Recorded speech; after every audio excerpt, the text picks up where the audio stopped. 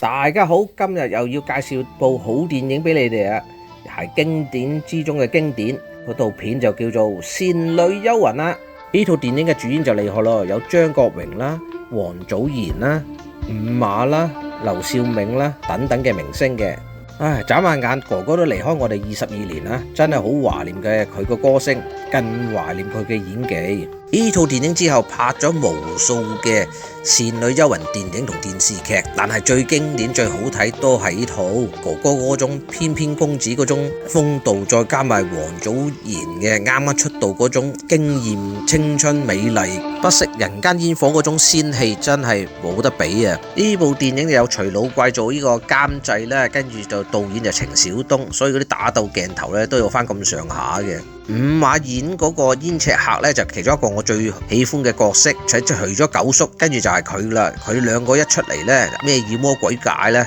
都係唔夠我哋抽嘅，所以咧我睇清鬼片咧，而家有見到佢兩個出嚟咧，好淡定啦。好，咁例牌都要講下個故事嘅，咁個故事咧就關於張國榮嘅做嘅寧采臣，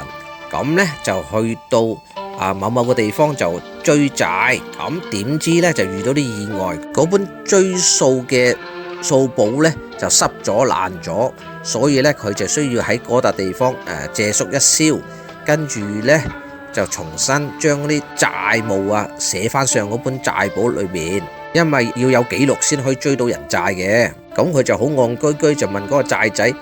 邊度地方可以免費住啦，咁佢哋就話蘭若寺啦咁樣。咁其實咧就係害張國榮嘅，因為咧蘭若寺就好猛鬼嘅，個個入出去嗰度咧都有入冇出。咁哥哥去到呢個蘭若寺嗰度呢，就遇到呢個小倩，由呢個王祖賢飾演嘅，跟住就迷惑咗佢啦。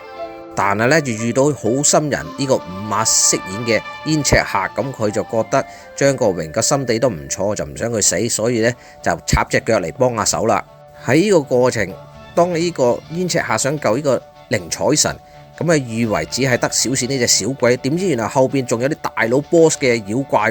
就有呢個露露由呢個劉少銘飾演嘅，仲有一個呢，就叫做黑沙路妖，嗰啲功力仲厲害嘅。咁燕赤客能否可以順利咁救出呢個張國榮呢？咁故事會發展如何呢？咁就要請大家好好欣賞呢套經典嘅電影啦。如果未睇過，絕對一定要睇睇，真係冇呃你哋噶，好正啊！好，咁今日時間就差唔多啦，咁多謝各位嘅觀眾收聽同收看，記得臨走嘅4部曲啊！好多謝晒你哋，拜拜咯！記得 like、subscribe and share， 因為咁樣呢，就對我哋呢啲咁小頻道呢係最大嘅支持同鼓勵。如果可以 comment 埋就最好啦，多謝晒。